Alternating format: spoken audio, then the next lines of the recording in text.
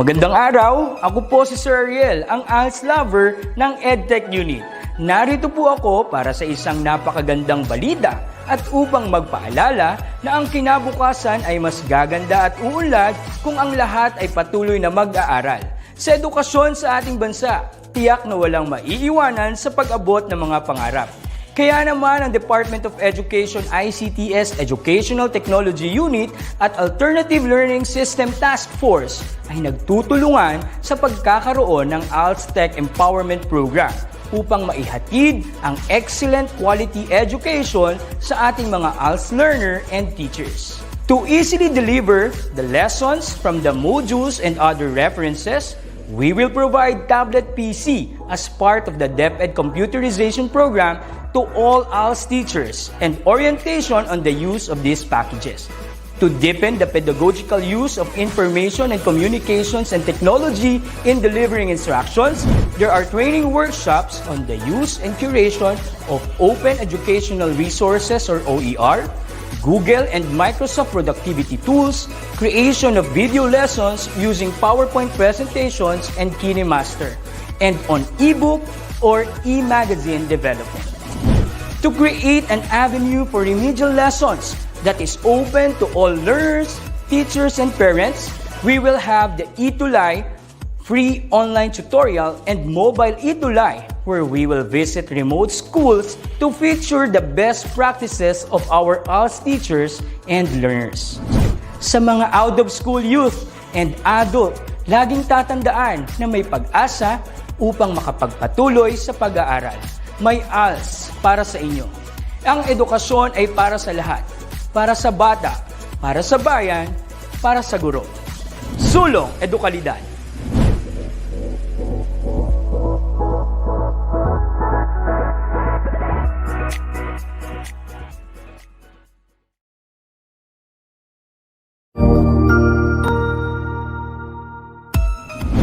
Mabuhay! Good day to all! I am your tutor Madge. Welcome to ETULay, a free online tutorial, an initiative of the Department of Education, Information and Communications Technology Service, Educational Technology Unit, ICT's EdTech. This program is aimed at helping and assisting learners from kindergarten, senior high school, ALS, Alive and SPED learners. Aside from answering the modules, the ETULay is offering programs which you will surely look forward to. Together with our parents and teachers, the ETULay will bridge the gaps where difficulty and ease meet in learning new knowledge and skills. So, let us prepare our modules, pen and paper. Ready your mind to see and hear worthwhile and interesting lessons. Let us now study and learn, together with our volunteer online tutors. Tara na!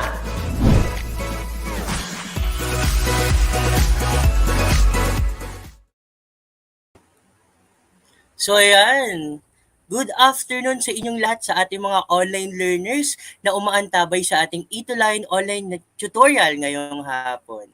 Right. Ako si Tutor Ellie at narito na naman tayo sa ating panibagong online tutorial session sa ating English. Siyempre, kasama ko naman dito sa ating English 9 online tutorial ang ating tutor from SDO Batangas Province, si Tutor Jester. Pero ngayong hapon ako muna ng iyong mga kaantabay at ang mag-guide sa inyo tungkol sa ating magiging discussion for this afternoon. So, shout out tayo sa ating mga online learners at mga parents at ating mga stakeholders din at mga parents na nanonood sa ating online tutorial for this afternoon. Hello! Hi Lilian Ramos. Hello, good afternoon. Renz, Aaron Palaya, good afternoon din.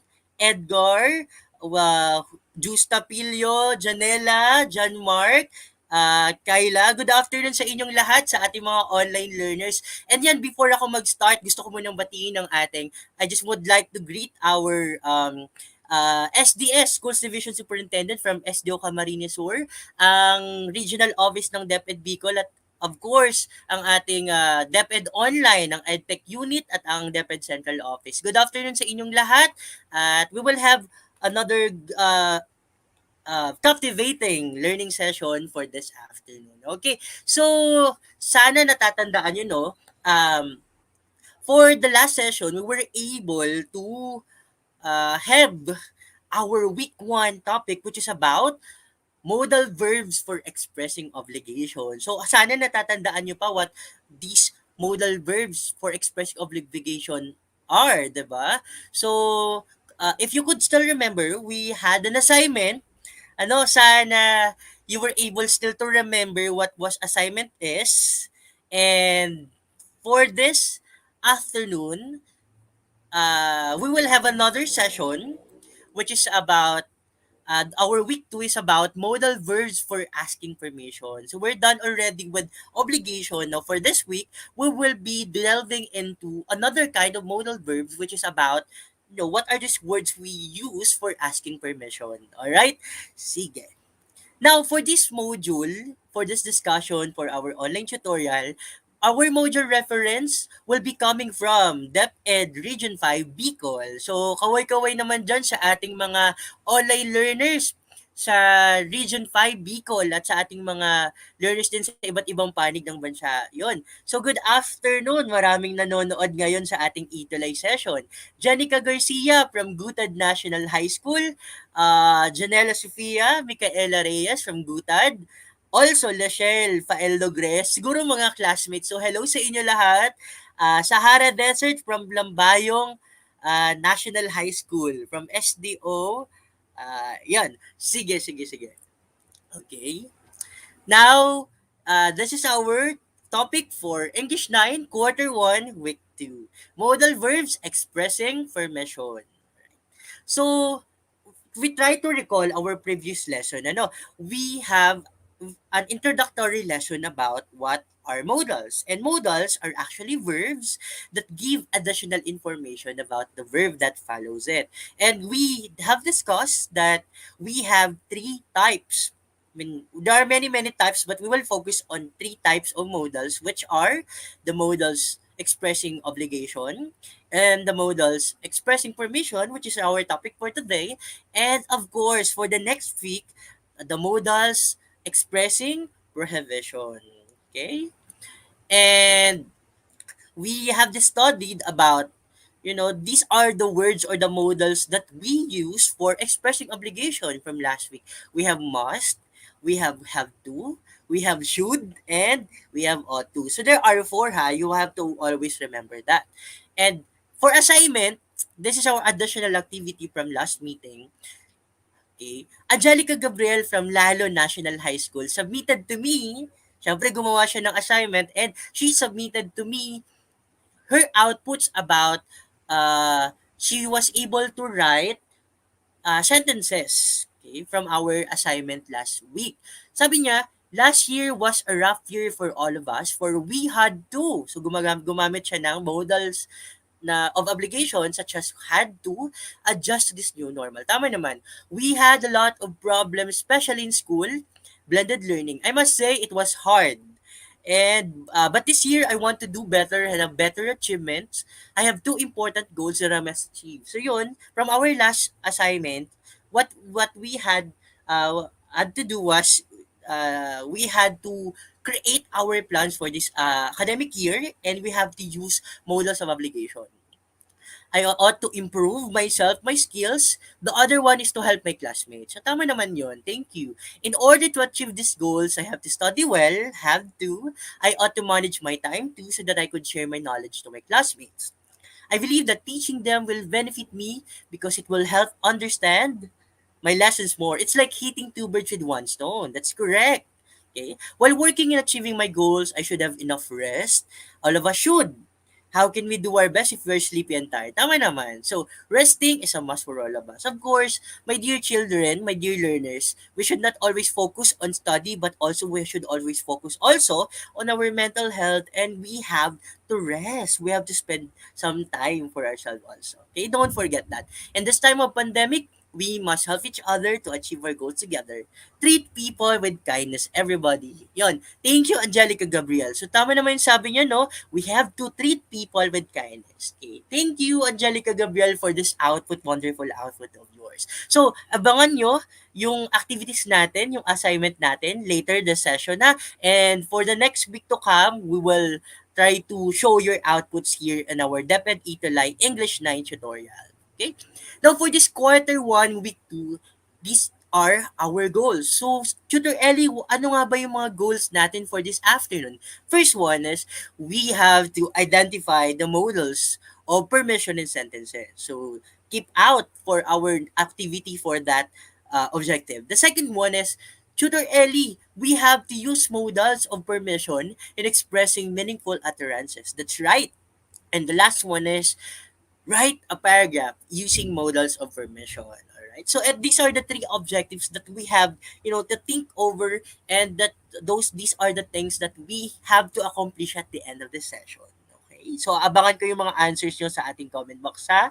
Hello Janelle Anturla, Rosa Narciso, Abe Kasuyin Sultran, Ani Nosete, parang maraming nanonood sa atin from Gutad National High School. Whoever your teacher dyan, thank you very much, ma'am, sir, for letting your students attend our English 9 tutorial session for this afternoon. Okay? Now, this is our first activity, alright? This is our pre-test activity. And my dear online learners, abangan nyo to ha. This is what you will do. We have to read the dialogue carefully and write the missing word in each sentence based on the flow of conversation. Again, you have to write the missing word in each sentence based on the flow of conversation. So, yan. 1, blank, I take this chair.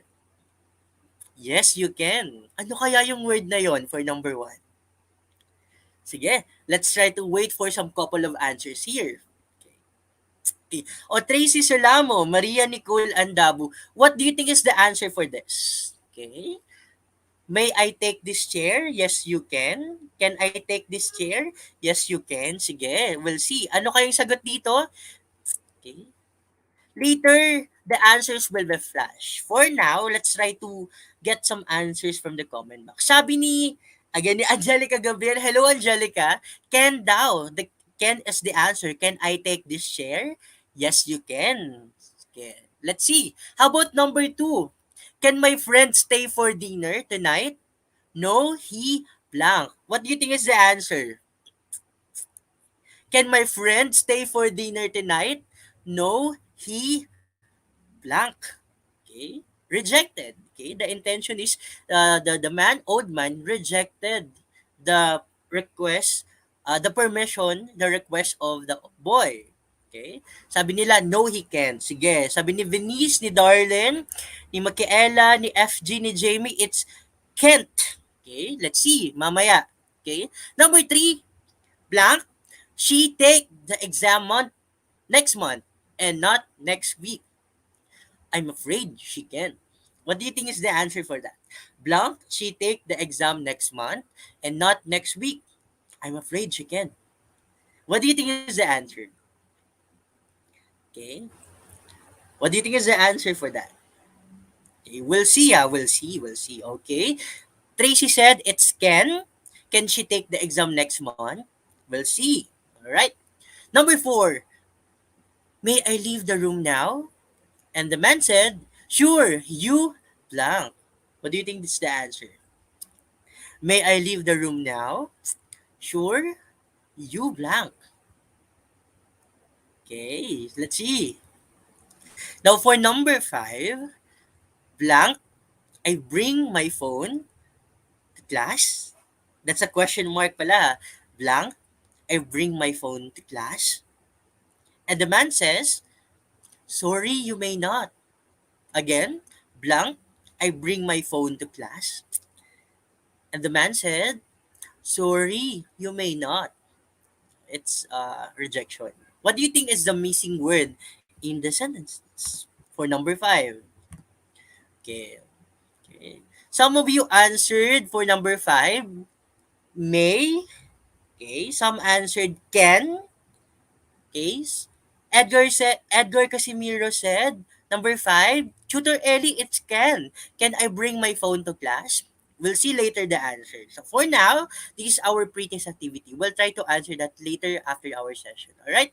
So for task 2, the direction is we will again find things about Ryan and Diana. If you were able to watch our session last week, same people, same characters are found here. It's all about Ryan and Diana. But for this week, what else could we find or what else could we do about the story of Ryan and Diana? So we will try to answer these questions. All right. So this is Ryan and this is Diana. So imagine my online learners. Imagine Angelica, imagine Venice, imagine Mark, Graymar, Jillian, Abby, FG, Jennifer. Imagine that you are either Ryan or Diana. Tracy, okay, Diana. Imagine you are either Ryan or Diana, and each week you always write what do you want to do or achieve. Okay, you always write what you want to do or achieve. Let's see. Okay, and these are the things that they want to achieve weekly. So they have these, my dear online learners, they have this weekly plan. So they have three. So you have to remember these three. One, go to the beach with my best friend. So they want to go to the beach with their best friend.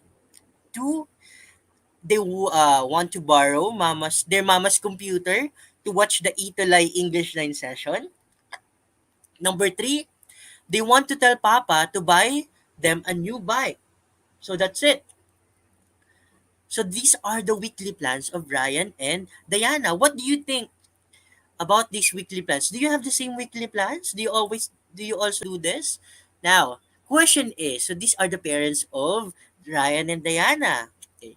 Now, given these weekly plans of Ryan and Diana, how would you ask permission from your mama and papa to achieve your weekly plans? Okay? Imagine that you are Ryan and Diana and these are your weekly plans. How would you ask permission? Especially if kausap nyo yung parents nyo, kausap nyo yung mama nyo, kausap nyo yung papa nyo. How would you ask permission in complete sentence English? Okay? Using English, right? English. How would you ask permission kaya? Let's see from the comments. How would you ask permission if these are your goals for this week? You would like to ask permission. Okay? Paano kaya to? How would you ask permission, my dear online learners, if these are your goals or these are the things that you want to do? Yan. Tracy Sasolamo said, Mama, may I borrow your computer so I can watch the English session? Tama. That's right. That's a good example. Thank you, Tracy. Micaela C. Reyes, Mom, Dad, can I go to the beach with my best friend? That's right. And from Jamaica, Shane Manabat, Mom, Dad, can I go to the beach with my best friend? Same. You have the same answer with FG. Angelica Gabriel, Ma, can I go to the beach with my friends? Tracy Salamo, Papa, can you please buy me a new bike? That's nice. Yeah. I'm so happy with your answers. I swear. I'm so happy. Okay. You are very attentive of our task for this afternoon. So, yeah. Thank you very much for your answers. Let's see. Okay. May pahabol. Chelsea Jill M. Kapati. Dad, shall no? Dad, can you buy me a new bike? Yes. Especially now, we like to, to ride the bike, for fitness, for exercise. And Papa, can you buy me a new bike, please? Yan. That's right. All right. Now, Jamaica, Angelica, Gabriel, Tracy, Chelsea, you use the words can, walang gumamit ng could, but also some of you use the word may. Now, these three words are another form of modals. Okay? These are another example of modals. And if we try to remember what modals are, again, these are verbs or helping verbs that give additional information about the verb that follows it. And same formula tayo from last session, no? Modals plus the root form of the verb. So for example, this one, you go home now. In Filipino, umalis ka na ngayon. But if we try to add another word which is a modal before the verb use which is go, you may go home now. It's like it's more polite, 'di ba? To ask, I mean to say something like this. You may go home now. In Filipino, pwede ka na bang umuwi ngayon? Okay, pwede ka na umuwi ngayon. So, yun yung ibig sabihin nun. Instead of saying, umuwi ka na ngayon, di ba? It sounds more polite. Now, therefore, modals, when we use modals, again, it changes the meaning. Okay, so these are only some refresher concept from our last session. Okay, and again, there are many types of modals, and we only use, we will be discussing about three types of modals, and for this afternoon, eto yun. Those may, can, and could are examples of modals of permission. So, Tutor Ellie, what are these modals or modal verbs expressing permission? Okay. Okay. These modal verbs expressing permission rather, it is they are used to politely ask for permission, make a request, and offer help to someone. Again, these are used to politely ask for permission when you want to make a request and offer help to someone. So these are the three basic function of the modal verbs expressing permission. And again, these are the three modal verbs used: can, could, may. Now, Tutor Ellie, what's the difference between the three modals here? Okay, so these are key differences. Okay? So, can, could, may be used interchangeably, diba? Usual, in the Filipino context in English subjects, or when you're conversing with your teacher in English, when you want to ask for permission to go out, we usually interchange these three words. But however, there are differences. There are basic differences of these three. Okay? Can is actually, diba, when we want to say to our teacher na, Ma'am, can I go out? Hindi pala yun okay. It's not okay to use at all times, can I go out? But it's the most used right now. But it's the least formal. Very informal ang paggamit ng can. And ginagamit lang natin to sa mga friends natin at those people who are close to us. Okay? Okay. So we can use can when we are speaking to our teacher, to our elders, or to someone who's older than us, or our head when we are already working. Okay? So can is the least formal, the most informal way of asking permission or requesting someone. Okay? Tandaan nyo yan ha. Can is the most informal or the least formal. Could and may could be used interchangeably because these are both words that when used are more polite. Okay? More polite. Okay? Could is a little more polite, but may is the most more polite and formal. So, if could and may are both used to, to speak in the context when we are speaking to our boss, to our strangers, or to elders. While may naman is, somewhat kind of old-fashioned, but these are not used very much kasi it's kind of old already. Now, let's try to answer it. Question: can I have some cookies? When especially when you're talking to a friend or you someone you're close with, it's okay to use can because that's very informal. The answer is no, you can't have some cookies. Okay? Could he borrow your pen for a minute, please?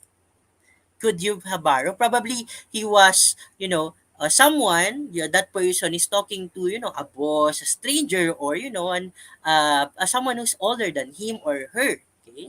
Yes, he could borrow my pen. That's the right thing to, the right words to answer. Now, for me, may we use your bathroom? Of course, you may use the bathroom. So, yeah, so those are the key differences of these three words. They are all used in asking permission or requesting for something, but there is a difference when it comes to nature or context, depending on who we are talking with rather. Okay? So, eto madali na lang to ha. I just sum it right now. Okay. So, can is actually more of an ability. Hindi natin to usual na dapat gamitin. Kasi, can in Filipino is sounds like this. Kaya ba? It's more of an ability. Kaya ba? So, kapag nasa klase pala kayo, Angelica, Dayan, Tracy, and Jamaica, and the others, kapag nasa klase pala kayo, pag sinabi nyo sa teacher nyo na, Sir, ma'am, can I go out of the room? Ang Tagalog yun is, Ma'am, kaya ba namin lumabas ng room? 'Di ba? Ngayon tanungin ko kayo, Angelica, Chelsea, Kapag can ang ginamit nyo, kaya nyo bang lumabas ng room? What's the answer?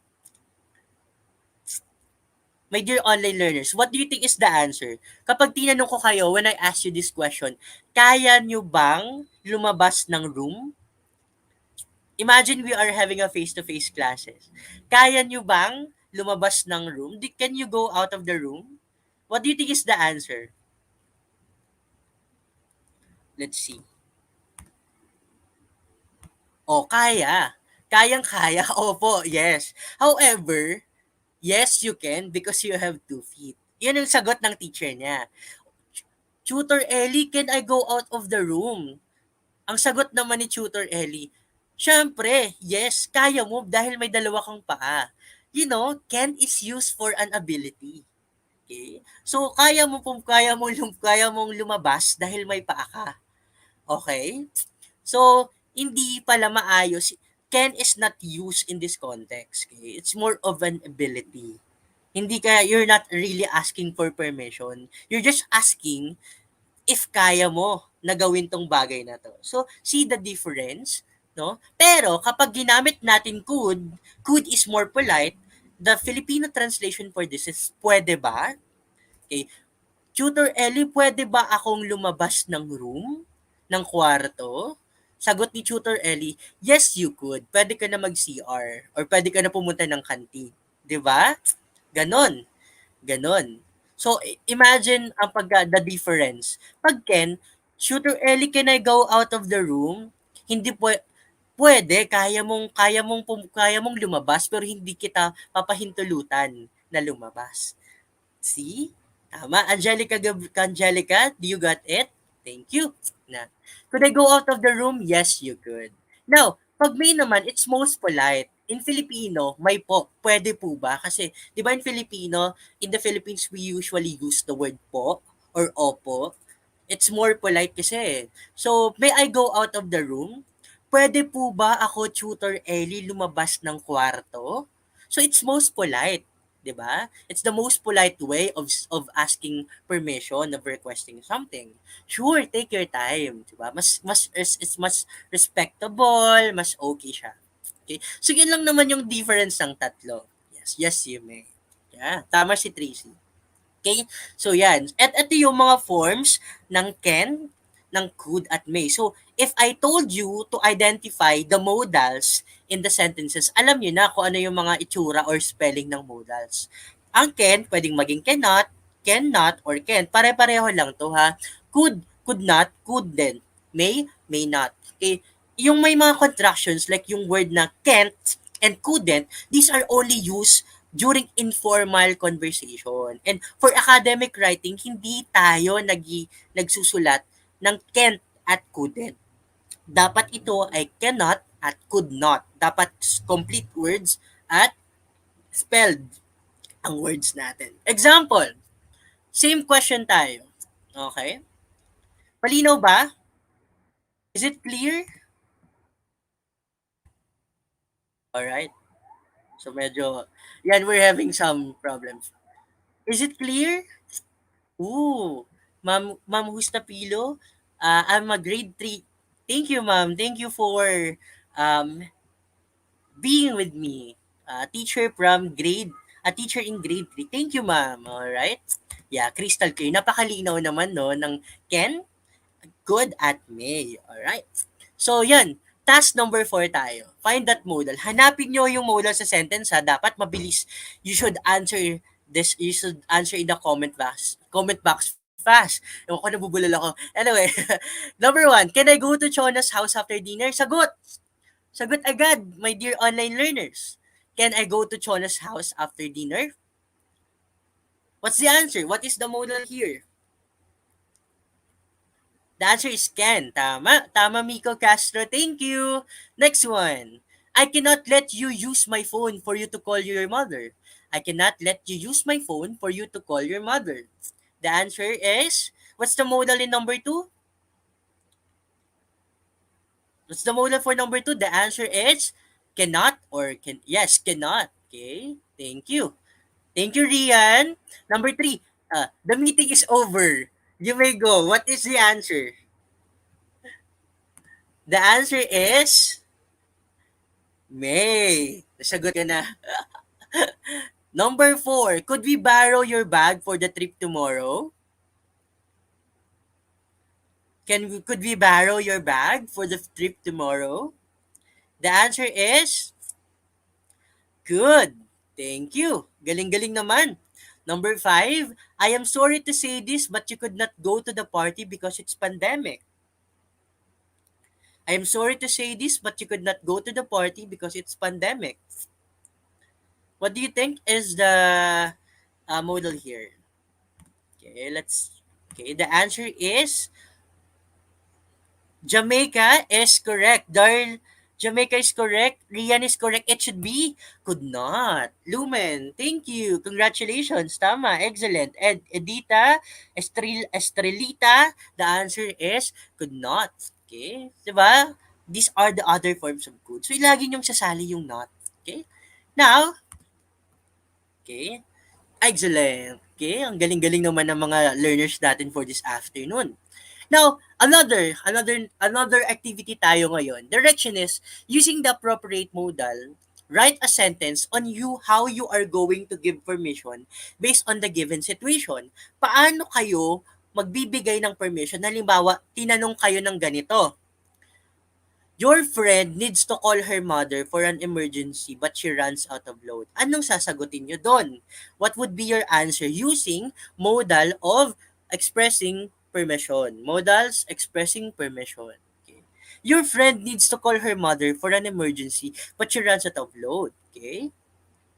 What do you think is the let's example? You could use my phone to call your mother. Example, this is the situation.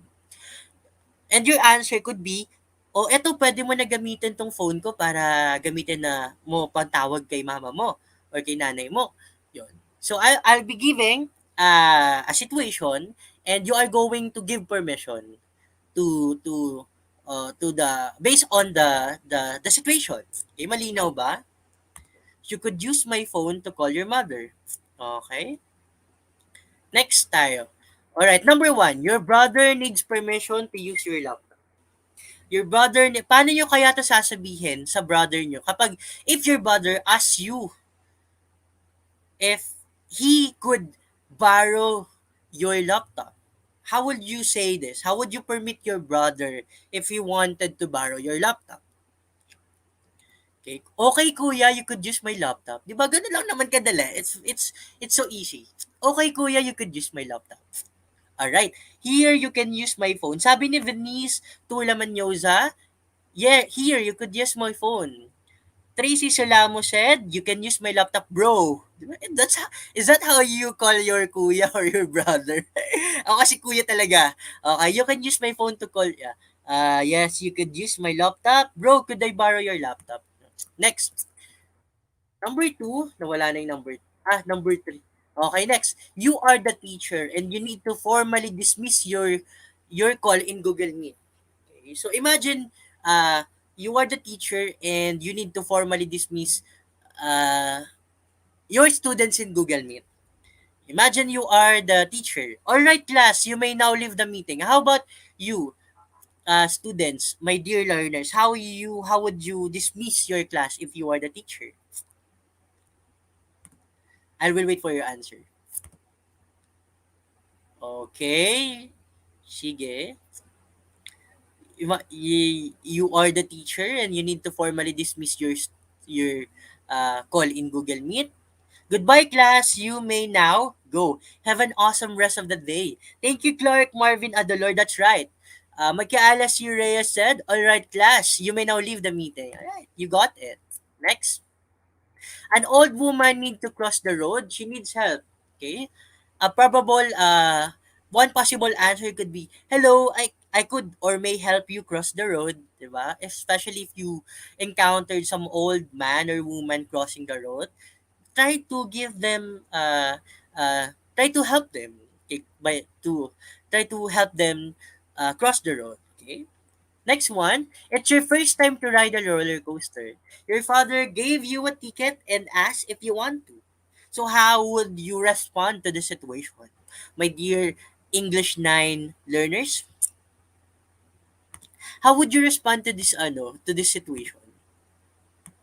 Okay. One answer could be, I am sorry but I can't ride the coaster. I am scared.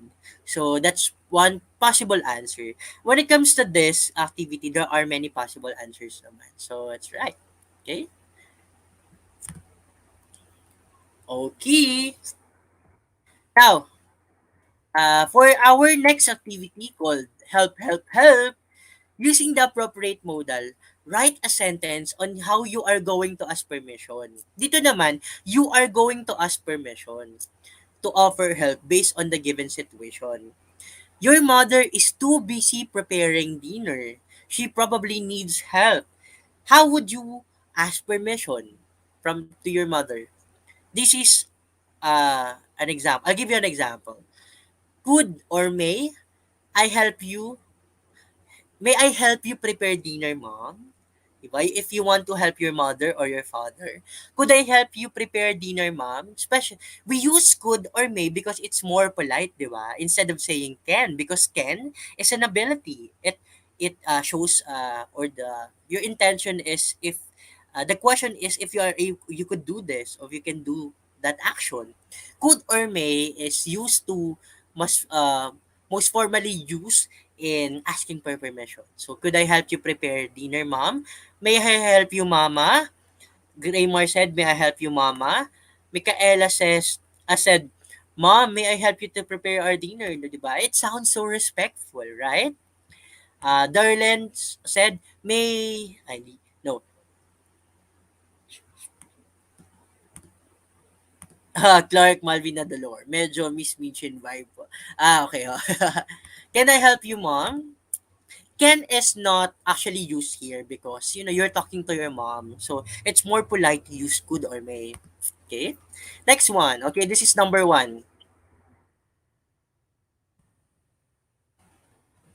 Okay, your little brother needs help to fix her broken toy. How would you help your little brother, or let's say bunso in the Filipino context?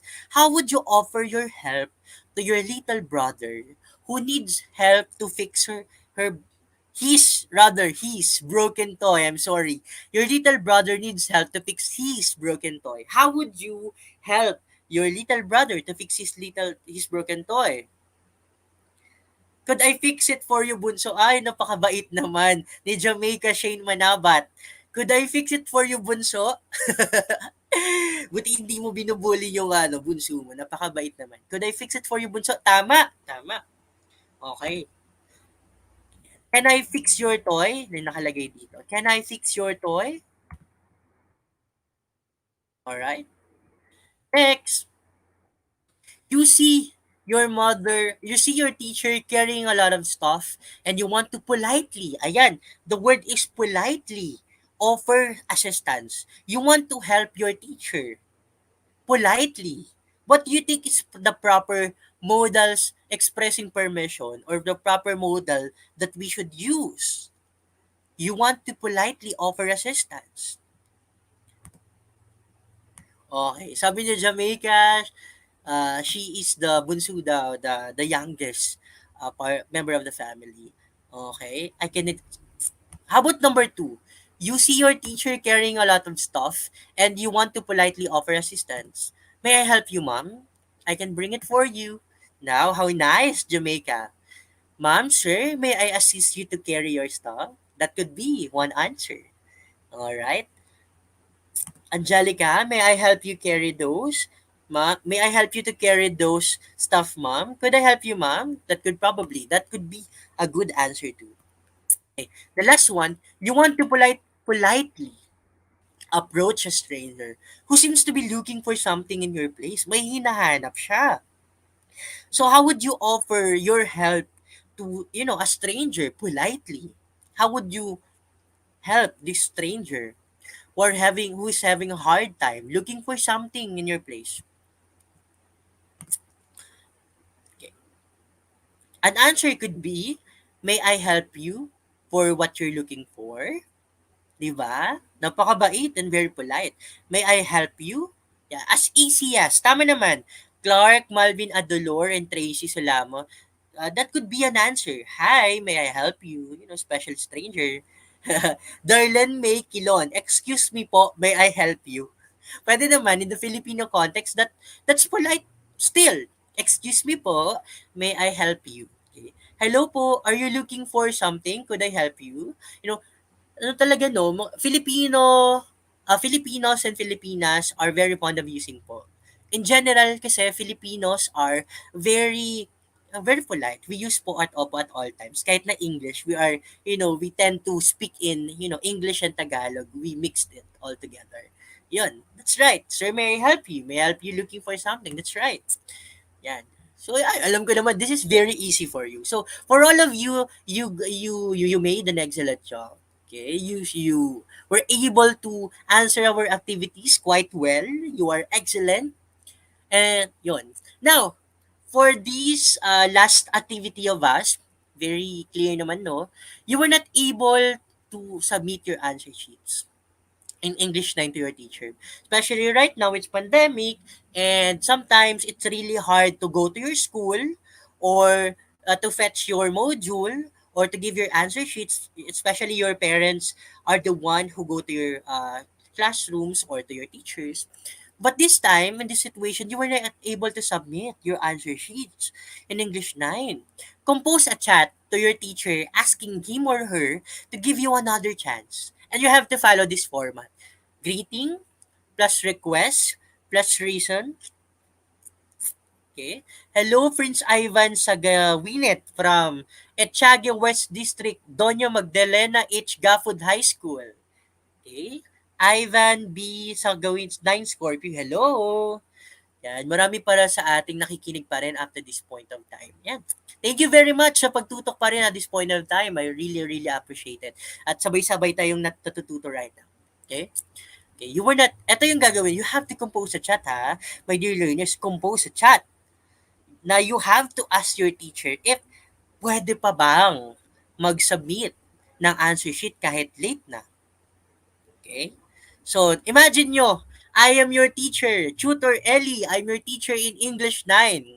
This is an example, following greeting plus request plus reason. You have to greet the teacher first. Hindi pwedeng, by the way, my dear learners, it's not always good to just chat your teachers any time of the day or any time of the night because they are human too. They are humans too, They have many things.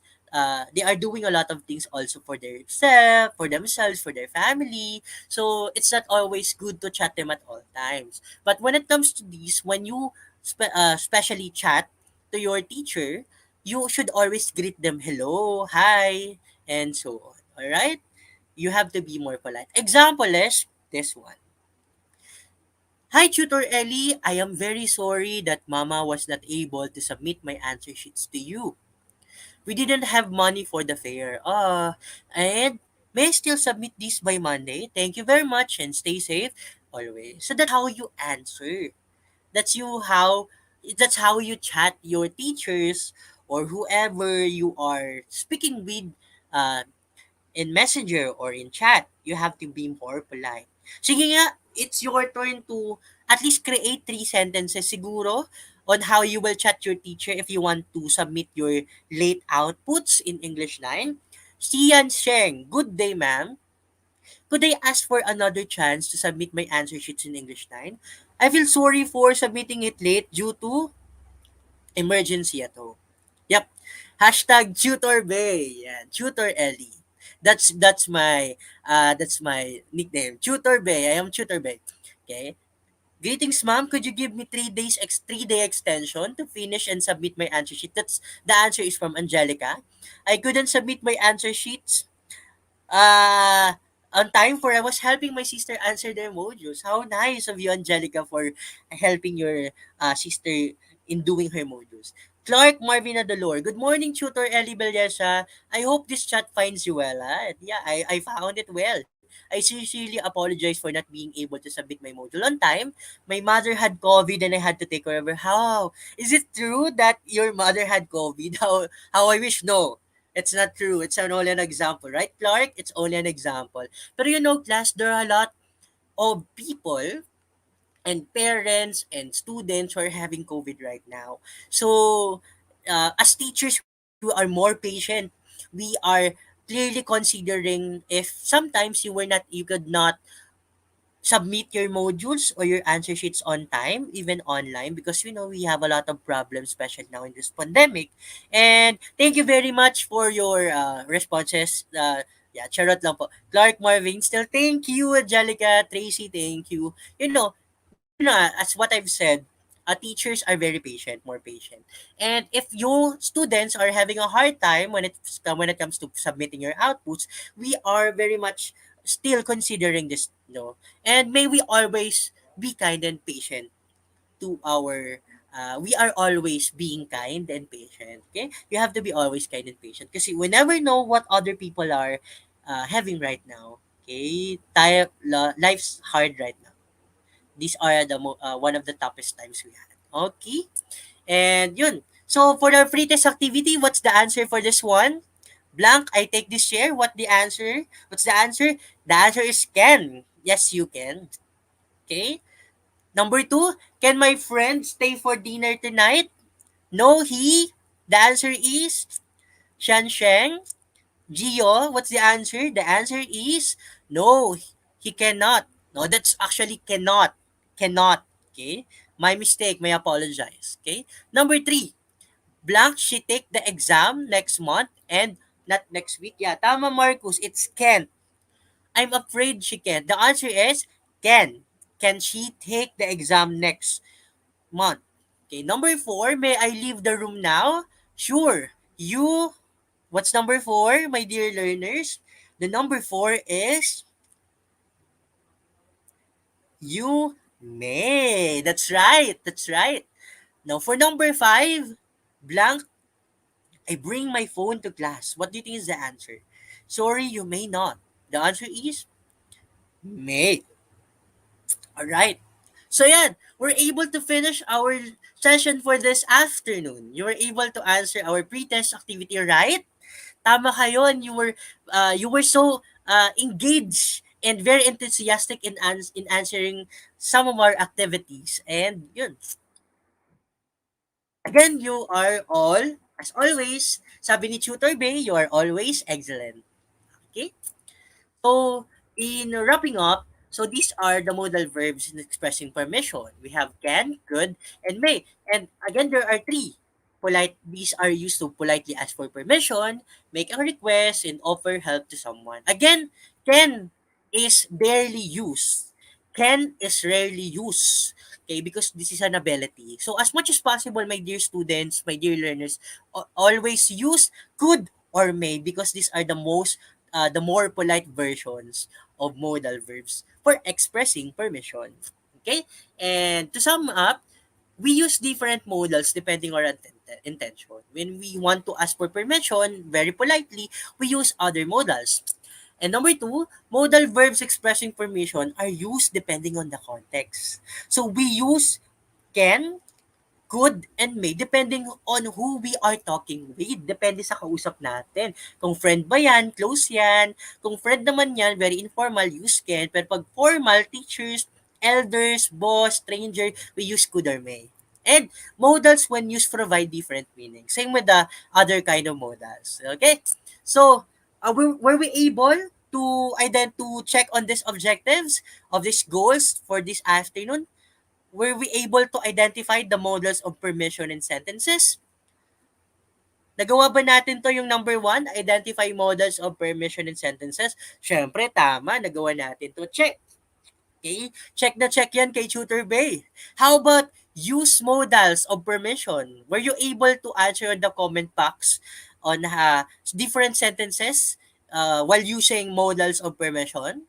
Check, 'di ba? Gumamit tayo ng may, could, can sa ating responses. And were we able to write a paragraph? Yung chat natin, nakapag chat ba tayo kay Tutor Ellie? Siyempre naman, napaka-active nyo kaya kanina. Okay? So yan, we were able to answer this yes. Okay. And for now, this is our assignment. Ayan ha, assignment natin to. Okay. This is our assignment for this afternoon. And I will pick an output that I will be showing by not by next Tuesday. So you have to be reminded of it. Paki-screenshot nyo to, and so that malay nyo kayo yung magiging output. I'll show your output and your picture by next week sa ating ETULay English 9 learning session. Okay? So imagine from our task a while ago, so we tried to answer, we tried to chat our teacher, to chat our teacher because we were not able to submit our outputs on time. Now, for this assignment, for this additional activity, imagine you are the teacher. How would you reply to this? You have to use modals express information. Do you get it? Imagine you are the teacher. How would you reply to this response of mine? Imagine you are tutor Ellie or you are a teacher. How would you reply to this? Hi tutor Ellie, I am very sorry that mama was not able to submit my answer sheets to you. We didn't have money for the fair. Wala kaming pera. May I still submit this Monday, by Monday? Thank you very much and stay safe always. How would you respond to this? Yan, paki-screenshot yan, my dear online learners. And paano to ipapasa? How will you submit this to tutor Ellie? Okay. Now, post your outputs online using all hashtags below. If you comment or you post sa inyong Facebook page, ito yung gamitin nyo. Or Facebook profiles or newsfeed, gamitin nyo yung hashtag ETULay, hashtag English9, hashtag Tutor Ellie, hashtag Tutor Jester, and hashtag Tutor Bay. Or, yes, yes, I'm hoping, Darlene Makilon, that you will be a teacher in the future soon. So you have to study well, ha? Or now, I'm challenging you, darling, that you have to chat me directly through this social media platform. So, hanapin nyo ako sa Facebook or Messenger. The name is Eli Belleza, E-L-I space B-E-L-L-E-Z-A. Eli Belleza, your tutor bay for English 9. Or in Instagram, you can DM me at It's Eliboy. It's that Eliboy with the 4 O's. Okay, so dito nyo i-chat. I-PM nyo ako kung paano nyo ako i-chat. Okay, how would you respond? Imagine you are the teacher, ha? I will wait for that. Okay? Now, kumusta naman ako? Okay? So I'm asking you, my dear students, my dear online learners, if you may sign or fill out the form here. Kumusta naman ako bilang tutor ba niyo, yung tutor niyo sa English 9? Kumusta naman ako mag-tutor? Naintindihan niyo ba? So yun, screenshot niyo to or balikan niyo to. Scan niyo yung QR code na to, tapos I'll read your comments about me. Yun, I will read your comments about me. Okay? Okay, so ayan na naman. We were done with another English 9 ETULay online tutorial for this topic, modals expressing permission. So again, I am Tutor Ellie from SDO Camarines Sur from Ocampo National High School with Tutor Jester from SDO Batangas Province. We are your tutor base for English 9 Tuesday. Abangan nyo kami lagi from 3 p.m. to 3:40 p.m. English 9 for English 9 every Tuesday. And you could watch us from the different Facebook pages at DepEd EdTech Unit, DepEd Tayo, and our YouTube channels from DepEd Educational Technology Unit. Ayun. Okay? And please always support my co-English tutors in junior high school from grade 7 to 10. So ito yung mga kasama nyo sa ating junior high English department na magtuturo sa inyo every Tuesday. So ayan, thank you very much sa ating mga online learners sa ating community, online community right now. Thank you very much sa inyo lahat. Si Yan, Clark, Kayla, Lian, tutor, yes, the best tutor bay. Thank you, Lilian, Justa, Pila Grimar, John Miko, Andrea Gale, and Darlen. Thank you very much sa inyong lahat for having me as your tutor and for always answering my activities and for tuning in to our ETULay online tutorial. See you again by next week, next Tuesday. Goodbye!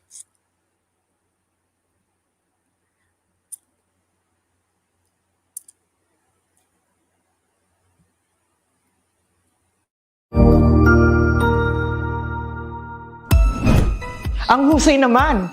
Natapos mo ang iyong tutorial session kasama ang iyong mahusay na ETULay tutor. May bago ka bang natutuhan? I-share na yan gamit ang hashtag #ETULayLevelUp. Huwag aalis ha, dahil may susunod pang programa na pwede mo ring panoorin at salihan. Dahil naghihintay na ang iyong mga tutors. Happy learning dito sa ETULay!